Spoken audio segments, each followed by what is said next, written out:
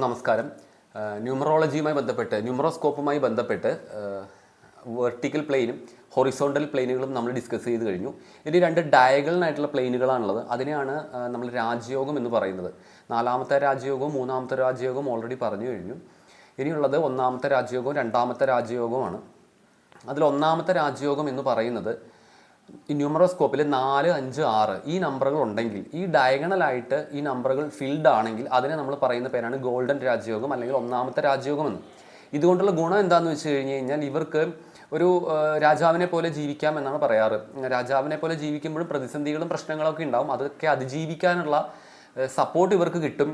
കൂടുതൽ മറ്റുള്ളവരെക്കാൾ എളുപ്പത്തിൽ അതിനെ അഭിമുഖീകരിക്കാൻ പറ്റുന്നുള്ളതാണ് പ്രത്യേകത. അതായത് ഇവർക്ക് ഫാമിലിയുടെ സപ്പോർട്ട് പൂർണ്ണമായിട്ടും കിട്ടും, മാതാപിതാക്കളുടെ സപ്പോർട്ട്, ഇവരുടെ ഭാര്യയുടെ സപ്പോർട്ട് പൂർണ്ണമായിട്ടും കിട്ടും, ഇവരുടെ മക്കളുടെ സപ്പോർട്ട് പൂർണ്ണമായിട്ടും കിട്ടും, ഇവരുടെ സുഹൃത്തുക്കളിൽ നിന്ന് സപ്പോർട്ട് കിട്ടും, മറ്റ് അതോറിറ്റികളിൽ നിന്ന് സപ്പോർട്ട് കിട്ടും. അങ്ങനെ ഇവർ ഇടപെടുന്ന എല്ലാ ഭാഗങ്ങളിൽ നിന്നും ഇവർക്ക് സഹായം ലഭിക്കും എന്നുള്ളതാണ് പ്രത്യേകത. ഒരു രാജാവിന് എങ്ങനെയാണോ ചുറ്റുപാടുകളിൽ നിന്ന് സപ്പോർട്ട് കിട്ടുന്നത് അതുപോലെ ഇവർക്ക് കിട്ടും. അതാണ് ഈ ഗോൾഡൻ രാജയോഗത്തിൻ്റെ പ്രത്യേകത. അത് മാത്രമല്ല, മറ്റുള്ളവരെക്കാൾ എളുപ്പത്തിൽ കാര്യങ്ങൾ സാധിച്ചെടുക്കാൻ ഇവർക്ക് കഴിയും. ഒരാൾ ഒന്നിലധികം തവണ ചെയ്യേണ്ട കാര്യങ്ങൾ ഇവരെ സംബന്ധിച്ചിടത്തോളം ഒറ്റ തവണ ഒന്ന് ട്രൈ ചെയ്താൽ മതി. ഈസിനെസ് ഉണ്ടാവും ലൈഫിൽ. അതാണ് ഇവരുടെ മറ്റൊരു പ്രത്യേകത. അപ്പോൾ ഇതാണ് ഒന്നാമത്തെ രാജയോഗം, ഗോൾഡൻ രാജയോഗം എന്ന് പറയുന്നത്. ഇനി രണ്ടാമത്തെ രാജയോഗമുണ്ട്. ഇതിൻ്റെ നേരെ എതിരെയുള്ള ഡയഗണൽ, അതായത് 2, 5, 8 ആ ഡയഗണലിലെ നമ്പറുകളെല്ലാം ഫില്ലാണെങ്കിൽ അതിനെ സിൽവർ രാജയോഗം അല്ലെങ്കിൽ രണ്ടാമത്തെ രാജയോഗം എന്ന് പറയും. ഈ രാജയോഗം പ്രധാനമായും ഭൂമിയുമായി ബന്ധപ്പെട്ടാണ്. ഭൂമിയാണ് ഐശ്വര്യം, ലക്ഷ്മി നമുക്കറിയാം.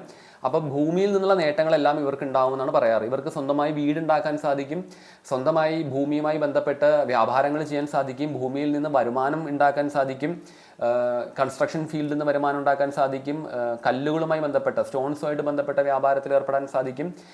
ഭൂമിയിൽ നിന്നും എല്ലാ ഐശ്വര്യങ്ങളും ഇവർക്ക് ഉണ്ടാകും എന്നാണ് പറയാറ്.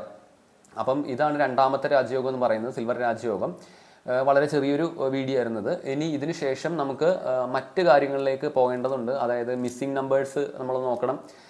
അത് കൂടാതെ ന്യൂമറോസ്കോപ്പിൽ മിസ്സിംഗ് നമ്പർ വന്നാൽ അതുകൊണ്ട് എന്ത് മനസ്സിലാക്കണം, അതുപോലെ ന്യൂമറോസ്കോപ്പിൽ ഒരു നമ്പർ ഒന്നിലധികം തവണ വന്നാൽ അതിനെ നമ്മളെങ്ങനെ മനസ്സിലാക്കണം, അതുകൂടാതെ നമ്പറുകൾ തമ്മിലുള്ള ഒരു കമ്പാറ്റബിലിറ്റി അതെങ്ങനെയാണ് അവർ തമ്മിലുള്ള ശത്രുമിത്രത നോക്കേണ്ടത്, എങ്ങനെയാണ് ലക്കി നമ്പർ കണ്ടുപിടിക്കേണ്ടത്, അതിലോട്ട് നമുക്ക് പോകണം. പിന്നെ നെയിം നമ്പർ എങ്ങനെയാണ് കണ്ടുപിടിക്കുന്നതെന്ന് പോകണം. അങ്ങനെ കുറച്ചധികം കാര്യങ്ങളുണ്ട്. എല്ലാവർക്കും ഇഷ്ടപ്പെടുന്ന